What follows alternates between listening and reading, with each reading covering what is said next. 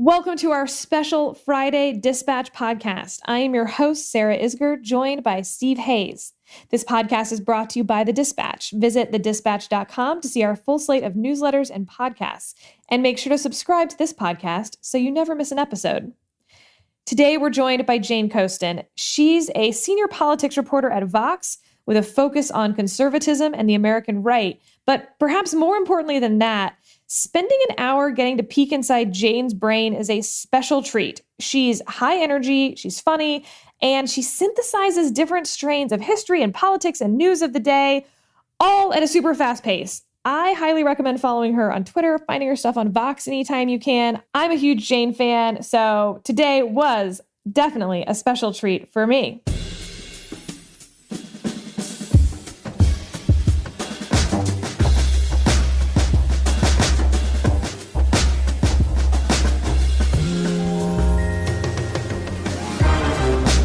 Let's dive in with Jane.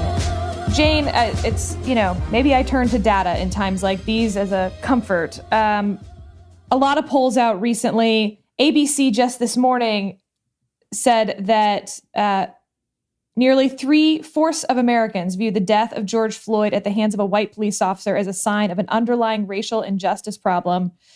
A significant shift from just 6 years ago, a 30-point increase from December 2014, when the Black Lives Matter movement really became a national household name. There's CBS had polled out earlier that found 61% of Americans said the race was a major factor in Floyd's death. But we're starting to see a partisan gap. 87% of Democrats in that question said that race was a major factor. Only 39% of Republicans did. However, when it comes to the president's handling of the situation, 65% of Republicans approved how he was handling of the situation, which is far lower than the 84% who approved of how he's handling the coronavirus pandemic, for example.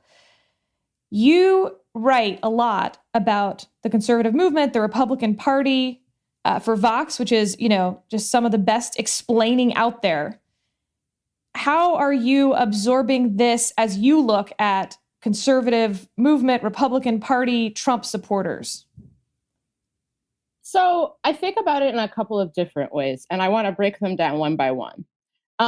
First and foremost, I think it's interesting that our first focus, and I understand why this is, and I don't think it's bad, and I'll get to why I think that. I think the focus on thinking about this as being, I'm going to say simply an issue of race, but obviously the issue of race is multifaceted and incredibly complex. What we are thinking about is what happened in the case of George Floyd is that an officer of the law took the life of another person on video, slowly smothering and asphyxiating a person for nearly 9 minutes. Whether that had happened to a white person or whether it had happened to a black person or whether it happened to anyone for any reason. And let's not forget that what George Floyd was being arrested for was for passing a purportedly counterfeit $20 bill, which is a nonviolent offense. It is a felony because counterfeiting is a felony offense, but it is obviously a nonviolent crime. Right. This is very different than those sort of exigent circumstances in the moment. Right. We're not sure things are happening. Right. This is not a case, despite the efforts of Minneapolis's police union, who seems to be engaged in, what would you have to do to make people hate police unions? That seems to be what the Minneapolis police union is laser focused on doing. Well, we might need to talk about Buffalo Police Department in a little bit, because I think they're giving them a run for their money there. It's true. So I think that the focus for me has been on the wielding of power by officers purportedly of the law and doing so in general with few consequences. The fact that this has all happened so relatively quickly is extremely rare. And, I think I can point to the case of Ahmaud Arbery, which, let's keep in mind that the murder of, and I will call it a murder because this is me talking and I'm allowed to do that. The murder of Arbery took place in February. And we're in the midst of proceedings taking place now that are just because the person who, a video got out because a defense attorney believed that some way it would help the people who did it, which that's a whole separate question. But, that was a case that happened months ago. And because people involved had experience with law enforcement in that area were apparently entirely willing to let it go. And so I think that the question of race here, for me, is not top of mind. It is a part of this. It is a part of the context in which George Floyd died. It is a part of the context in which, the police union could say that he was he was a violent criminal. When you watch that video and you're like, you've got like 4 people and you've got 1 person. And, so much of this seems to imply that police officers are the stalwart champions of the law, but they're also weak and tiny little corgis. And like, you can't have both. You can't have both arguments here. You got to pick one.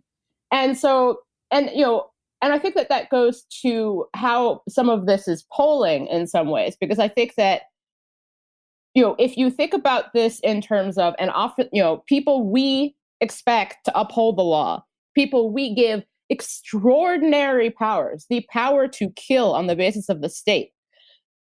If those people are failing, and not just failing, they are committing crimes of their own, we view that, I think, across the country as being a problem. And I'll actually say that, it was interesting because I kind of wanted to make that meme of like the 2 hands coming together, because you saw a lot of people during the anti-shutdown protests who were like, these police officers who are enforcing the shutdown are out of control. Like, how could they do this? They're just running rampant. And I'm like, yes, police officers running rampant. They're enforcing the law, but they're violating the law that they're supposed to be enforcing. I don't know if I've ever heard of that before, but, and I think it's important to know that, like, the types of the way that George Floyd died, the way that African American men and women have died in police custody is not just happening to Black people. It's happening to people like Daniel Shaver, who was shot to death while sobbing hysterically on his knees. And the police officer who shot him was not only went unpunished, but he also received a full pension. And, I saw a couple of conservatives discussing, you've never heard of this case because this person is white, as if like, that's a get out of jail free card. I'm like, no. Like, it's not better when the person who is being murdered by police is white. It's not, that is, I think, an example again of what's taking place here. That said, I want to get to the point that race clearly played a role here. Race clearly was a determinant of why the types of, chokeholds, or why these types of police strategies were used, is because this particular quote unquote offender was believed to be more violent or believed to be more of a threat than others. I think that people bring this up all the time, and I'm aware that there are mitigating contexts to it. But I'll never forget the day that Dylan Roof was arrested. And Dylan Roof was arrested with no incident. And the police officers who arrested him, the person who killed 9 African-American people in a church, they arrested him and they got him lunch on the way. And I do not object to people feeding people because I'm a Christian and that's not how this works. But I do object to the fact that someone who had committed such a violent act because of their positionality and because of who they were not believed to be currently then violent. Whereas George Floyd was believed to be so much of a threat as an individual who had passed, allegedly, a counterfeit $20 bill that he necessitated 4 people kneeling on him. And so I think that is a key here. And I also think, though, that when people see this incident, they are not just seeing the murder of George Floyd. The reason why that, all of this is happening is not just because of George Floyd. It is because of the precipitating cases that have happened. It is because this has been happening for years. And now it's happening on video. And, there have been a lot of people capturing videos, even during the protests, of police brutality. And we're seeing, the case out of Buffalo. We're seeing a lot of this for the first time. I remember, But what makes the Buffalo case, by the way, I think so important to your point, is not just that it's on video. And for listeners who haven't seen it, it is a video of of an elderly man. As the police move forward, he is facing the police. He's maybe trying to say something to them. It's unclear. He doesn't appear to be a protester, though he might be. And they shove him. He falls backwards, hits his head, and starts bleeding from the head and appears to be unconscious. And they sort of move around him as they continue to move on the protesters. But so it's a horrible video. But I think what makes it egregious is that the police department put out a statement that someone had tripped and fallen, and it was a lie. And without the video, you would not know for sure that it was a lie. And so why the videos are important is because they directly contradict what we're being told. And it makes you go back to every time we were told something without a video and scare the hell out of you. Right. Exactly. Because you start thinking, I was going to say that when I grew up in Cincinnati, and in April 2001, a police officer shot an unarmed Black kid named Timothy Thomas. And, the resulting protests and violence that, Cincinnati was put under a curfew. I think correspondingly, and I've always thought about this, that April was unusually hot in Cincinnati. Like, I remember being like 85, 87 degrees, and I was like in 8th grade, and it was a lot. But yeah, like, we don't have a video of that. There wasn't body cam of that. We don't know, like, what the officers in that case claimed was like, oh, he was moving towards his waistband. And we have no idea. And I think that that's been something that I think is influencing a lot of this for a lot of Americans, is not only do we have this case on video, but we have so many other cases now where it seems as if the police acted, there wasn't an exigent fear. There wasn't an exigent fear in the case of Breonna Taylor. There was a no-knock raid signed by a judge based on postal evidence that the postal union said that they didn't give them, or the postal inspector rather. There is video in Ahmaud Arbery's case, 4 minutes of a man being chased by people in a truck. And so I think what is reflective of a lot of this polling is people seeing all of this taking place and all of this happening in this overarching context, and people who in 2014 weren't sure. I've actually been thinking a lot about Colin Kaepernick, and if you search right now, I was wrong, Colin Kaepernick, there are all these people on Twitter who are like, in 2014 I said that you sucked. In 2015 I hated you, but I was wrong, and I understand now what you were trying to do. And I think that there are a lot of people in 2014, 2015 who saw this in a very different context, who saw this as, the Obama administration failing to keep an eye on the cities, as, this, race baiting, which I think is actually one of the most abhorrent terms that can be used. It's up there with outside agitator. That is a term where I'm like, we got to find another one, because it to me makes you sound like it's 1965 and you're in Birmingham, Alabama. But I think people are now willing, especially with a crisis in institutions in general. I've been wondering if, for a lot of conservatives who have been paying a lot of attention to the Michael Flynn case, where they've been told over and over again about how, the federal law enforcement failed. Federal law enforcement did this to this man. People who were supposed to know better didn't. People put politics over their job. If you want to see an example at the local level of law enforcement not doing their job, it's here you go. We've got dozens of examples. Welcome. We're ready to have this conversation. Yeah, that's a fascinating combo there. And I think that that's been particularly infuriating for a lot of people. I think, especially people who are libertarian leaning, is that the same questions people are willing to ask of federal law enforcement, people, who distrust the FBI for the many reasons you might distrust the FBI, who think of their local law enforcement very differently. And we see that in polling that, you distrust law enforcement, but you like local police. Because same with your congressman. Right, exactly. Because you might know officers on the beat, or it just feels more familiar. I think people are starting to ask those questions of local law enforcement as well, especially seeing, all of these videos. And The only thing I'll say about Trump here, because I actually think that our tendency in media to make things about Trump, where I actually think that this is an issue that doesn't need him, and this is an issue in which he does not help. I've said this before, but sometimes I've theorized that Trump conceived of winning the presidency like you win an Olympic gold medal. When you win an Olympic gold medal, you do not have to then preside over the Olympics for 4 years. No one's going to ask done. you to you get a parade, you're done, that's it. Congratulations, good job. And I think that a lot of people who voted for him for their various reasons, there is an understanding that he would either not be as bad as Hillary Clinton or not be as bad as Obama, or that something else would happen during a time of relative peace and prosperity.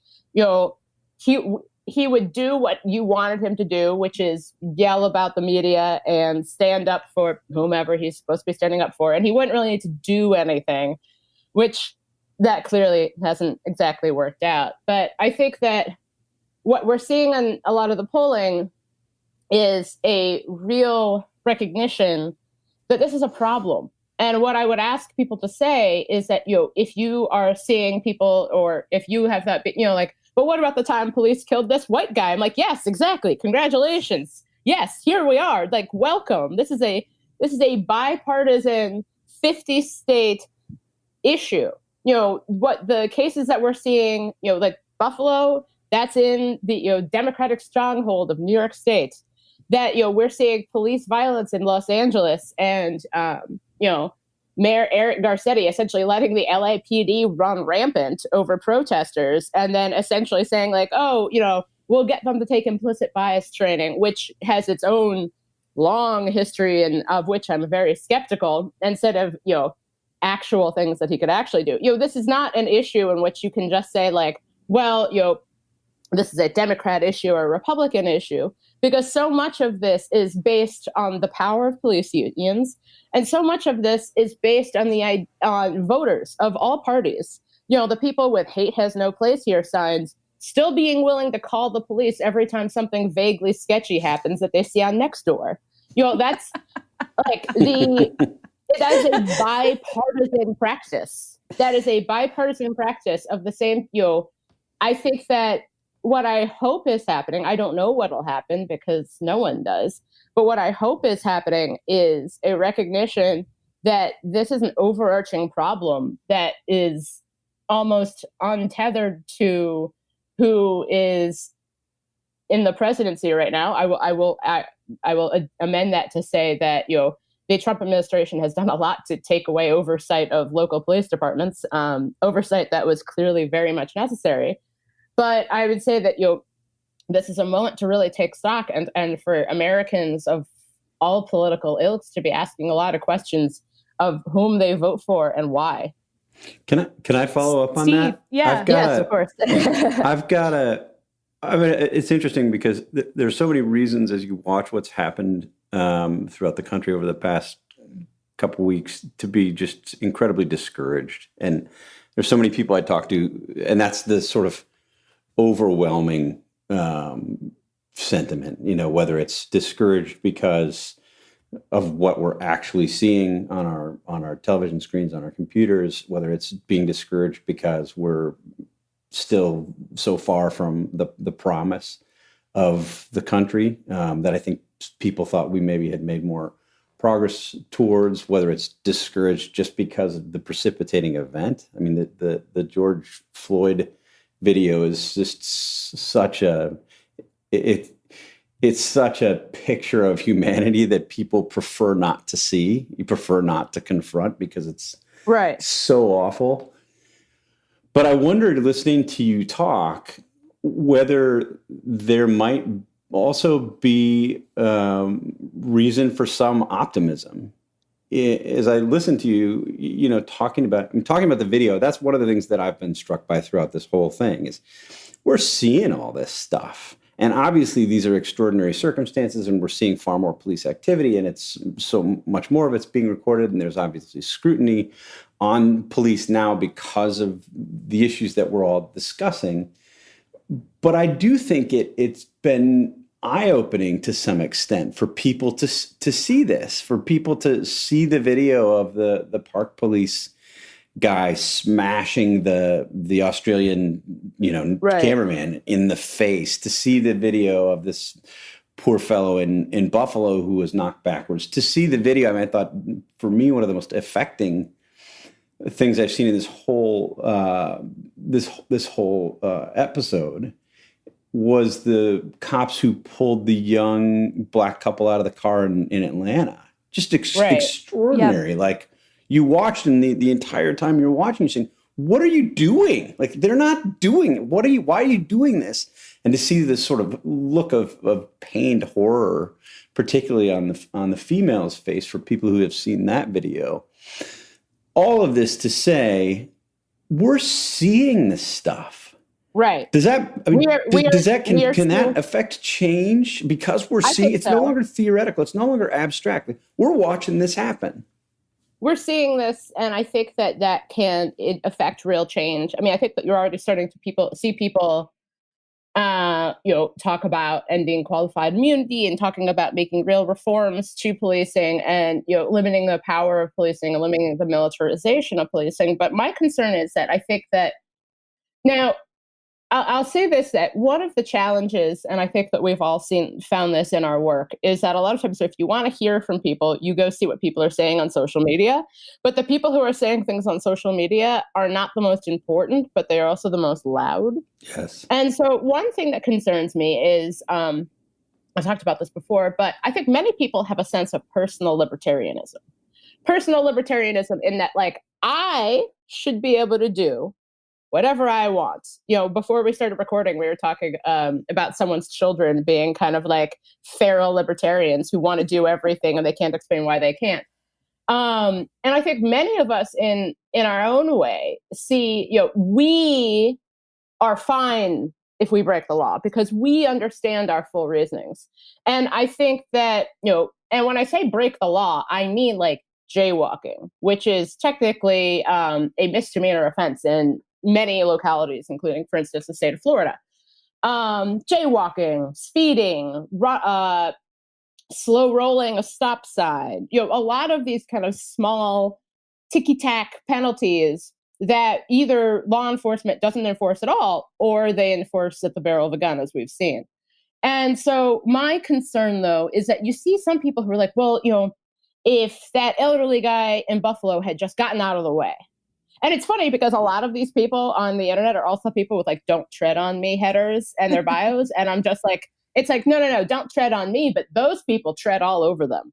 And that's my concern, is that sometimes we are taking in a bunch of information. We're taking in a bunch of data and information, and we are processing it in the best way we can. And my concern is that our inherent personal libertarianism, the rules apply to other people, but not to me. I think something that we all do.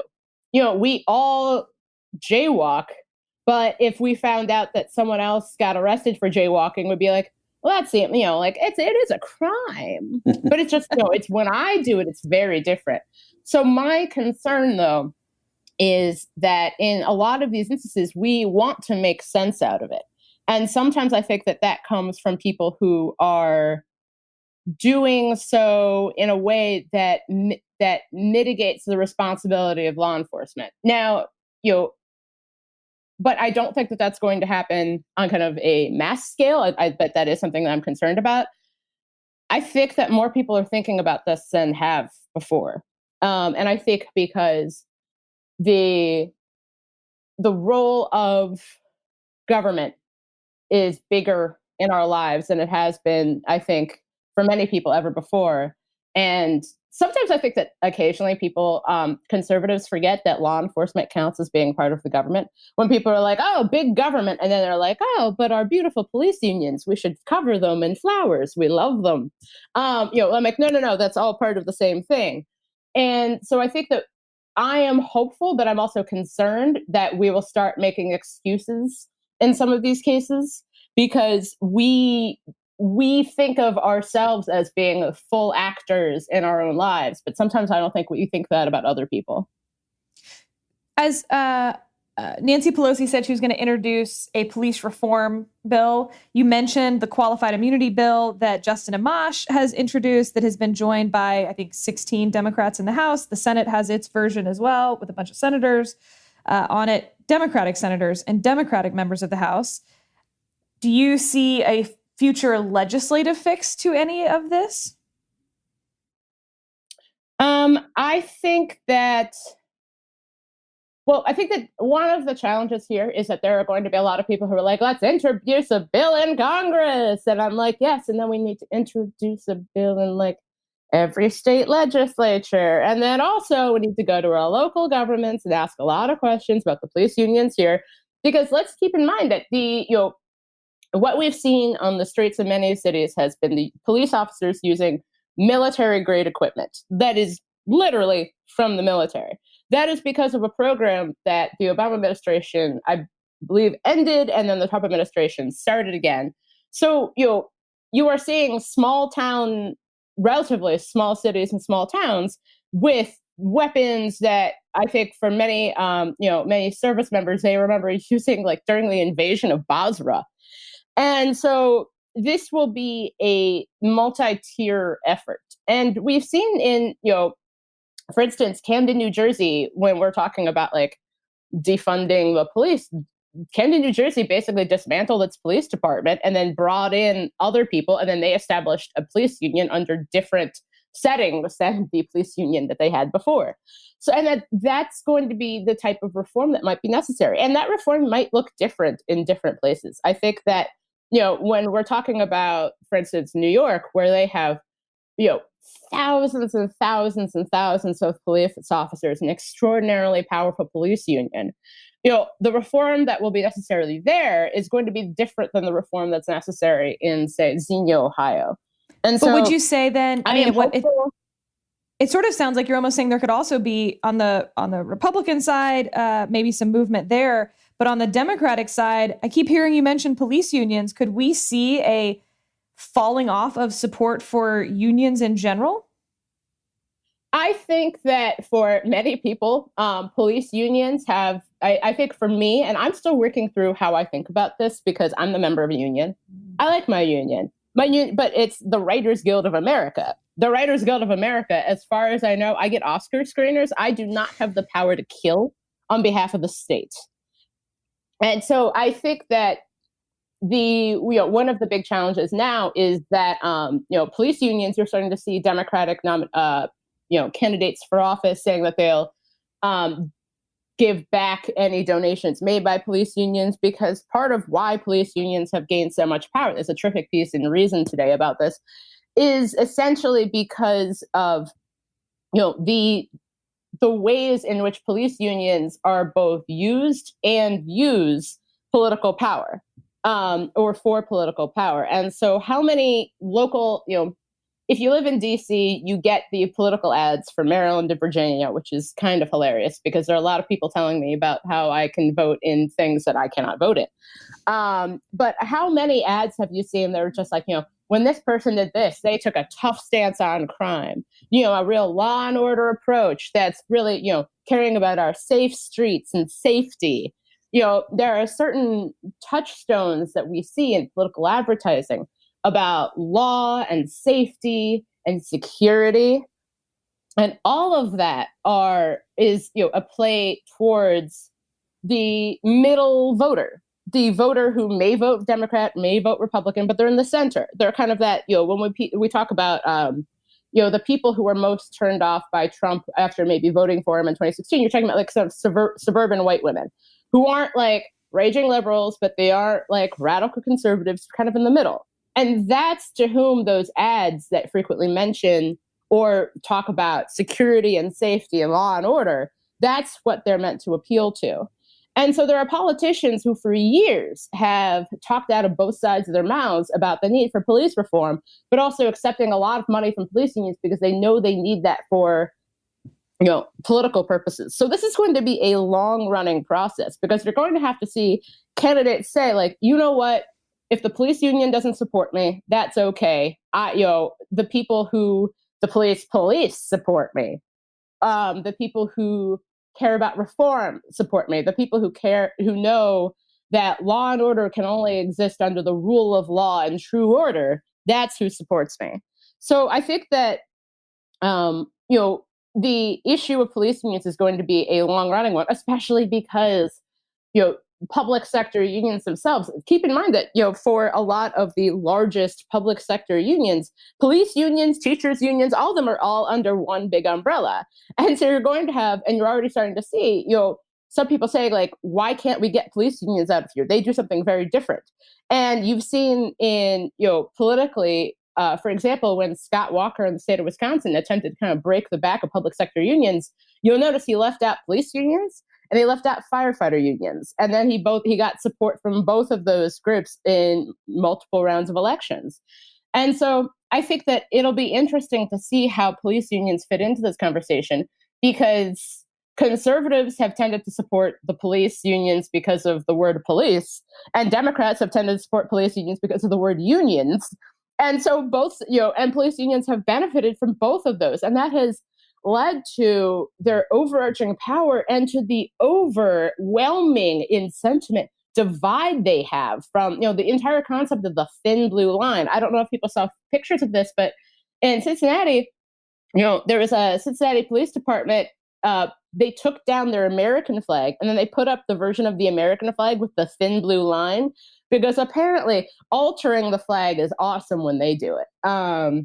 And so, this idea that they are this separate bulwark against, like, the forces of evil, you send them to the wall, to guard the North or something, but they do this other thing over there. And, I think that we've gotten very far away from the police being people who you just know. And, the police now being thought of as almost this separate culture, a separate community. And I think that is something that is very concerning. And that lends to why, the heads of police unions in multiple cities always sound as if they are only talking to the police officers and they do not care anything about anyone else, including the people they're policing. You do wonder, you wonder if, to pick up on Sarah's point, if this is sort of part of the ongoing scrambling of our politics that we've seen, because the conservative critique of teachers' unions forever has been that basically unions are there to shield teachers from accountability. I think the same critique is made broadly by the left against police unions, right? I mean, that's the problem with police unions. This is the argument that we're hearing right now, is unions get in the way of determining accountability or carrying out accountability for officers who are bad. Therefore, we have too many officers who are bad. It is sort of the mirror image of the conservative critique of teachers' unions. And I wonder whether this is a moment that gets everybody to kind of rethink where they come from on that. Yeah, I think it's challenging because, again, I am not I think that we can all agree that one of the challenges of doing this work is to have, how to talk about something when you feel very intensely about it. And so even while you were talking, I was like, well, police unions they've got guns and many means by which to kill people. And teachers unions have teachers, which is different. But the future of our kids in their hands, you could argue. Yes, that's true. And so I think that that's going to be a big challenge, because I think that I have seen many people, specifically on the right, making that argument of, like, the same critiques that we have of police unions, Democrats have of teachers union, the same critique that conservatives have of teachers unions, Democrats have of police unions. So just eliminate public sector unions and you solve this problem. And I think that it's going to be more complicated than that because of the exact hesitancy that I'm having and the exact hesitancy that I think that many conservatives might be having about police unions. The same people who are like, we need to abolish the Department of Education are probably thinking like, whoa. But police unions help protect police. Well, this is good. Nobody will accuse me of being overly optimistic about our politics, particularly in the last 5 years. But this is, I think, another moment where I say that's a good thing, right? I mean, what I think you're seeing is you're taking these sort of reflexive positions that people have had on either side. And maybe in the process of all of this chaos and all of this discouraging news that we're seeing, getting people to sort of stop and think about it? Or is it really just a small group of people who are stopping and thinking about it, and everything will just revert back to the way it was? I don't think things will revert back, because I think that, for one thing, I don't know if things ever really do in general. I think that the conversations that we're having, and the polling reflects this, indicate that people are hungry for real change. I've seen, just in DC, I've seen people taking part in protests who genuinely had never done so in their lives. Sure. And I think we're hearing that from a lot of people. You've got, I'm 32, and I have friends whose parents who are just like, I've never been in a protest in my life, but I'm taking part in this protest in Appleton, Wisconsin, or, going to a protest in, small towns in Indiana. And I think that is reflective of an overall mood. And I think that the context matters here.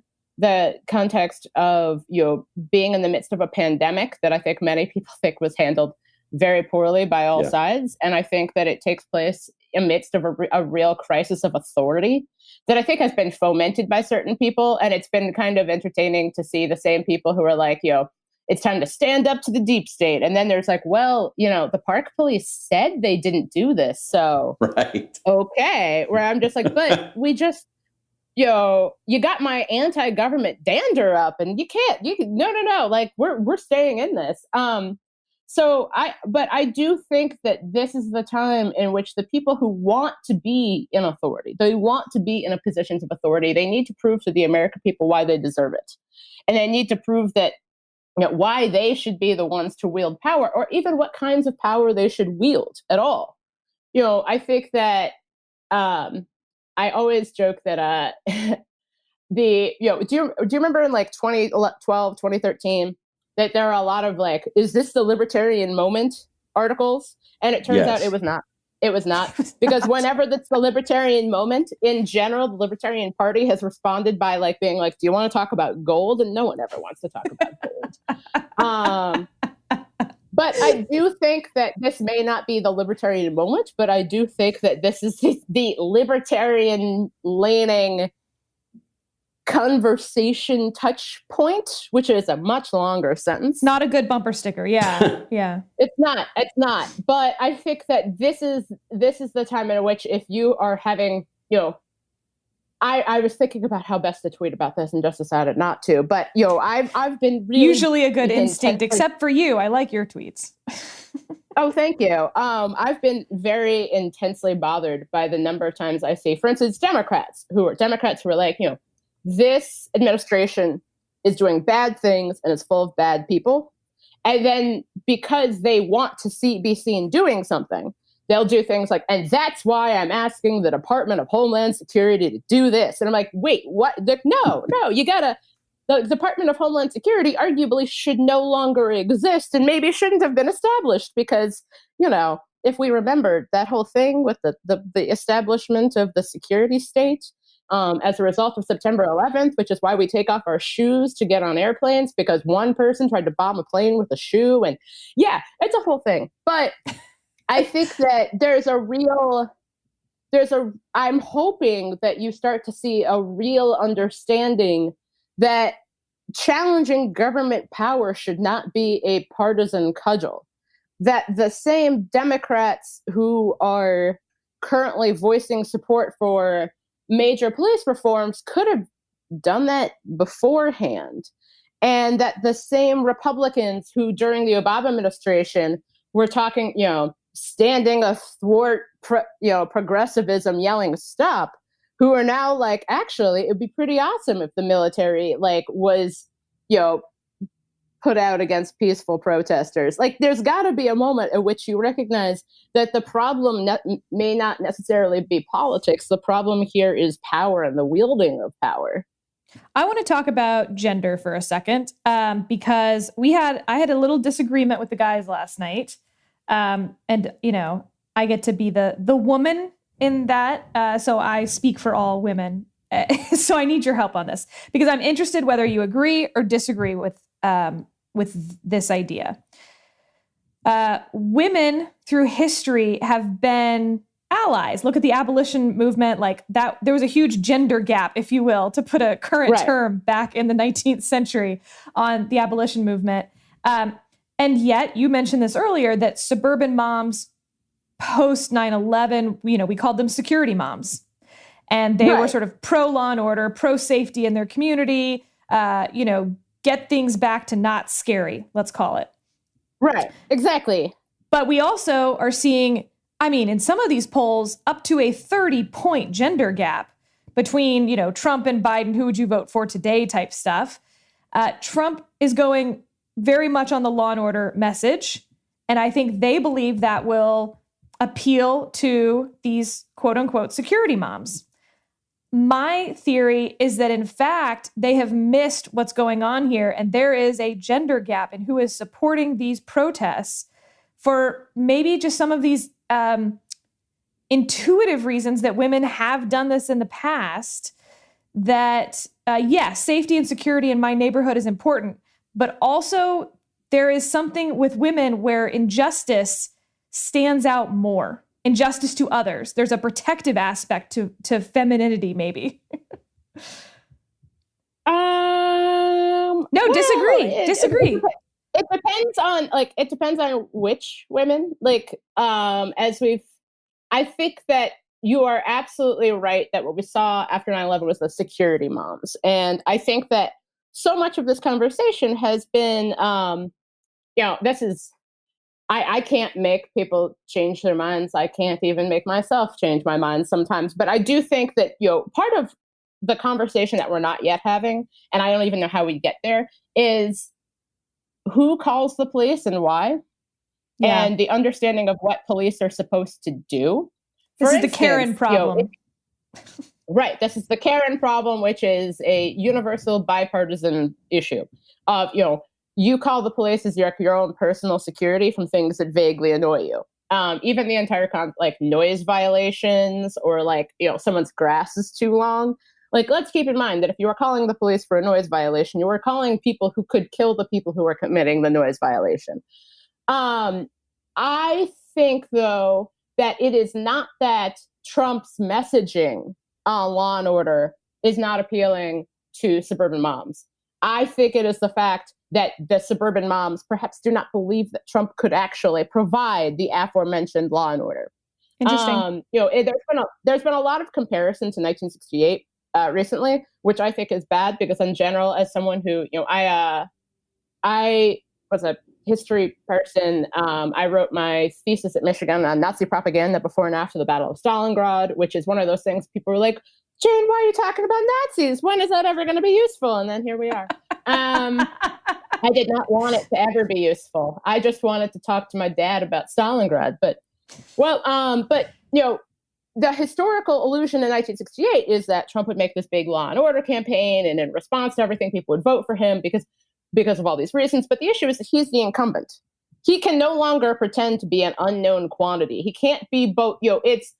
I'm aware that politics is very strange and context heavy, but it seems to me that asking Trump to be both the change agent who shakes things up and the guy who makes things normal again is asking him to do a lot of gymnastics that I don't know if he's entirely, or this campaign is entirely prepared to do. Apparently the campaign seems to have focused on, remember everything we said in 2016? We say the opposite of that now. I was very entertained to see, for instance, the Trump campaign Twitter feed tweeting out some piece about how Joe Biden, along with, I think, 409 other senators, voted to give Robert E. Lee his citizenship back. And they're using this as a hit on Joe Biden, which I was like, but do you remember, the whole Confederate memorial thing that we were just doing?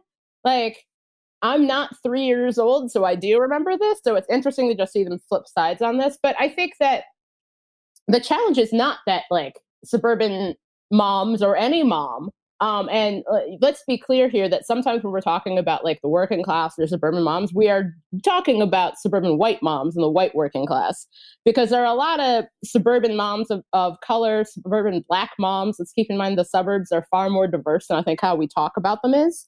And residential segregation is a real thing, but if we're still thinking about suburbs and the definition that we've been using for the last 40 years, that those areas have become far more diverse. No question. It is not necessarily that those groups don't want security or quote unquote law and order. It is that the guy who says that he can bring them to you has spent the last several weeks accusing an MSNBC host of committing murder and ranting a lot on the internet, and stuff keeps happening, and the things that you don't want to happen keep happening. And the people who are supposed to stop those things may not be doing that because they're over here yelling about Joe Scarborough. And so I don't think that it has to do with any innate aspect of femininity. I think it has to do with, you said that you would do this thing and you didn't do this thing. That makes perfect sense. You said, I alone can fix this American carnage, and the carnage, we're still carnaging, it's gotten carnager. And so I think that that is an Carnaging the important aspect for many carnager. people. Now, I don't think that you can, if I were the Biden campaign, I would not do an entire campaign about how Trump said he'd do these things and then didn't do them because you didn't want them to do them in the first place.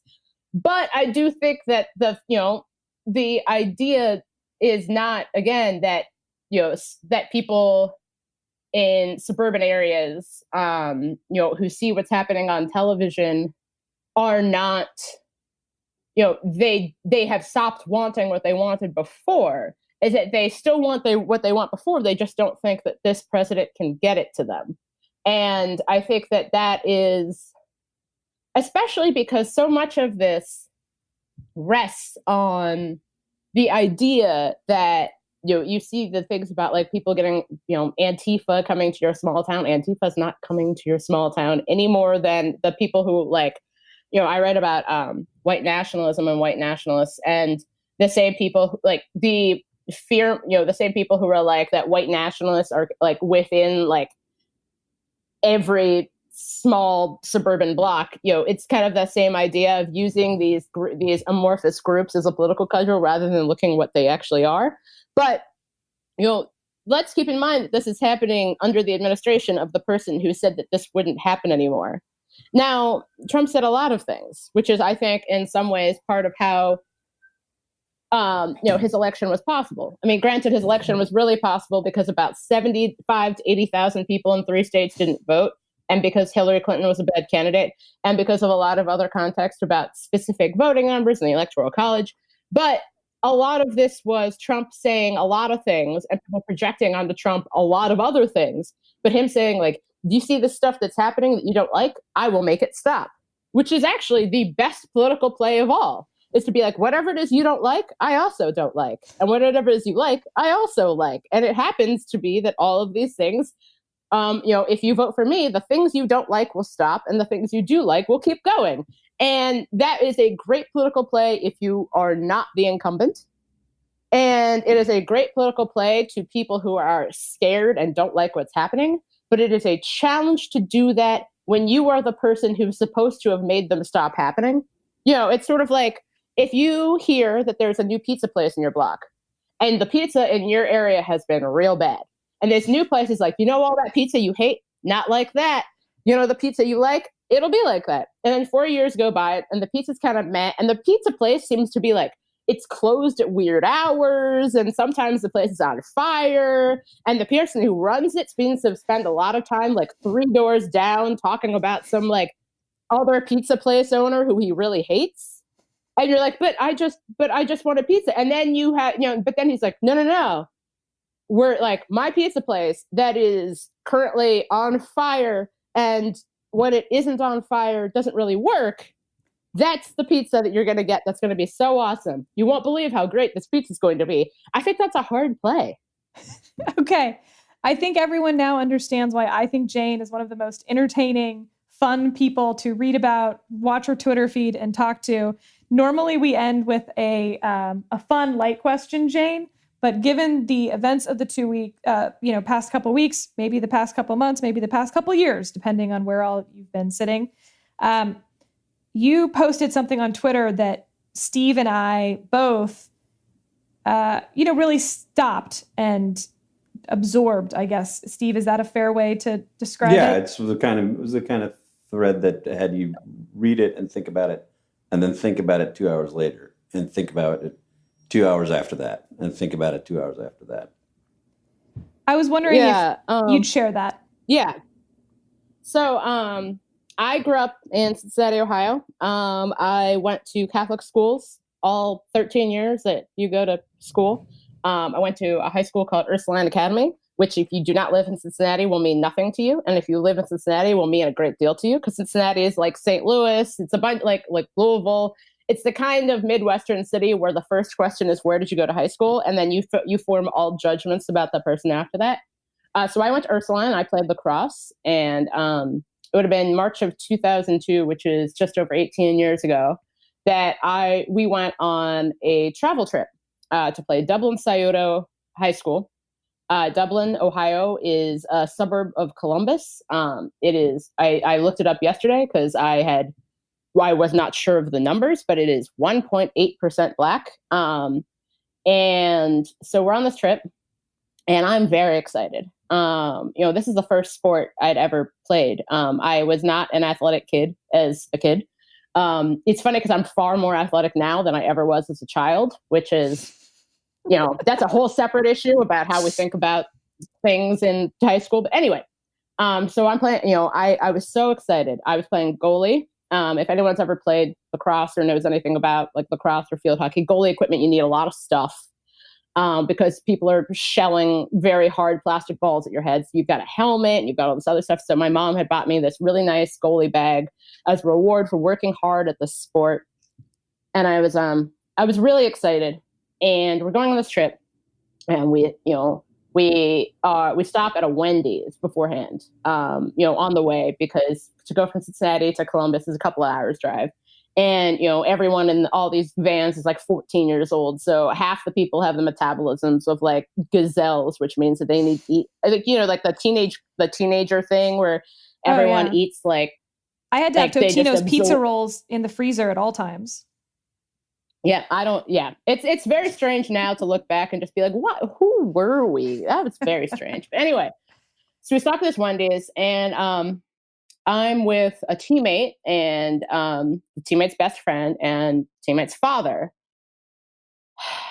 And it's weird because I was, it's hard to discuss, but, when you are mixed race, sometimes, my mom is white, my dad is Black. My dad's a retired research librarian who cares a great deal about the hawk who lives in his yard. And they keep chickens and bees. And my dad loves Formula One racing. And we'll talk about that, or World War II, to anyone who would answer. He's like a dad, like most dad. But my high school, it's all girls private school, majority white. A lot of girls from Indian American households as well, but majority white. I was pretty used to that. When you are in Catholic school, you're in these environments, and you're just used to the fact that everyone else is white, and that's just how it is. That's kind of the setting of your life. Is that the only I remember that the only other biracial person I knew was my own sister, which has changed now, which is awesome and great. But so we're at this Wendy's, and I didn't get anything because I was too nervous about the game. And I said to my teammate, like that it was just kind of funny because it was literally, like it's a full Wendy's and I am the only non-white person there. Not just like the only Black person, but like the only non-white person at all in a pretty packed place. And my teammate's father, he chimes in and he says, well, they're like cockroaches. Why would they be out in the daytime? And, he added on that, like, they scatter from the light. And I'm looking at him and he's looking at me. And my teammate's looking at her father. Basically, like, we're all just kind of like stunned. But it was funny because the emotion I felt most was embarrassment. It was as if me being Black was something that I'd successfully hidden from everyone. And that this one person had noticed. And he knew. And I obviously knew that he knew. And so did everybody else. And I felt so apart at a time where I wanted to feel, I was 14. I I felt very lonely at that time for a lot of different reasons, but I wanted to feel a part of something, which is how I had started playing this stupid sport in the first place. And in that moment, it was like, I could join this team. I could go to this high school. I could get these grades. I could do these things. I could be the smartest and the shiniest and the most successful. And it would never mean anything because I was just some cockroach who played lacrosse with this guy's daughter. And I've never forgotten that because, obviously it's not the most egregious example of racism anyone's ever heard. But what got me was that he seemed to be saying this in a way that was like this, he was just like, he said it in the way that you'd be like, it's really hot today, or, the humidity levels are high, or, there's coffee on if you want some, or the water is over there, as just sort of like pointing out just like a factual observation. And I felt so apart at that moment. And I think that that's something I've never really forgotten, the apartness. And I think that that's perhaps what's bothered me the most in a lot of respects in this is the apartness that I feel. And I think a lot of people feel, when you see people on Instagram who are like, it's time to listen to Black people. It's time to read these books. I just got an email that's like the 3 books by Black authors you must own. And I was like, the implication is that you didn't own them before. And now you got to be like, motherfucker, get on Amazon. It's time to get some books. And the apartness, the separation that you see, and it's the result of housing policy and residential segregation and a lot of other things, but that's the result, is the apartness that I feel, and the sense that when we're having conversations about politics, what we're having conversations about is the politics of white people. And the politics of Black people are the separate thing. And people call it, quote unquote, identity politics, because the politics of white people is just politics. And that apartness that I felt in that Wendy's, of just feeling as if I was very much alone and very much unlike these other people, that's something that's never really gone away from me. And I think that that's an important part of this conversation, is that this is a conversation that people have been having for years. People have been talking about policing and the actions of police, for decades, specifically African Americans. I would draw attention to the work that's taken place since the 1970s and 1980s in the local level, and police reform advocates in Atlanta and other cities who have often gone unheard unless they were saying the thing that happened to be agreed upon by the people in power. Sometimes when you talk about, people are like, well, the African American community asked us to be harder on police. And I'm like, one, what is the African American community? Because it kind of implies that like me and LeBron and Alan Keyes just all get together once a week to have like sit down. But also that, when people were asking that police officers not shoot people at traffic stops, people didn't listen to them. But then when it's like, we would like more good police in our streets because we're concerned about gangs, it's like, oh, absolutely. And we'll also give you tanks. And so I think that story for me, the apartness that I feel, where you're talked about but not listened to, or you're believed to be part of something that you don't feel necessarily that you're a part of, but I guess you are anyway. That sense of apartness it's never really left me of what that feeling is like. And it's moments like this, these times where I feel it the most. And it's something that is, it goes deep within our history. It's funny because if you go back and read a lot about Frederick Douglass, so much of Frederick Douglass's efforts was to bridge that apartness by making arguments that were not aimed at Black people, because he kind of figured, like, I already know, that's preaching to the choir, so to speak. But he is, you see in his notes and in his writings, a real effort to tailor even his own personal life story to white people. His own personal life story, he needed to edit or change to make it the most appealing to white people. And, if you read about the responses to his speeches, during the abolition movement in the 1840s and 1850s, it's not so much about what he's saying, but he's well aware that it's how he's saying it. And you read newspaper reports from abolitionist newspapers that are like, this beautiful ebony man telling us these things in these dulcet tones. And he's well aware that that's what's happening. He's well aware that the only reason people are listening to him is because he has tailored himself and his story to this audience that will look at him and talk about him, but not listen to him. And he has to keep doing it for his entire life. And it's that apartness that I feel so distinctly right now, that I and people like me, I guess, are being discussed or used as cudgels for one side or another. And that apartness that I felt in that Wendy's is the real challenge here, where, when people are talking about you or talking about your politics without talking to you, or thinking of you as being as part of a group, that they do not think of themselves as being a part of a group. It's funny because sometimes you see people are like, well, when you talk about white Americans, that seems strange. I'm like, yes, doesn't it seem strange the other way as well? And, that moment in that stupid Wendy's is something that I've come back to occasionally during times like this, because I remember how unmoored I felt and how I would have given anything to not be in that moment, to not be that way, to not be who I was and who I am. And I think that's been difficult. Jane, thank you. And thank you, listeners, for joining us today. I don't think there's anything more to add to that. Really appreciate that, Jane. Thanks, Jane. Of course.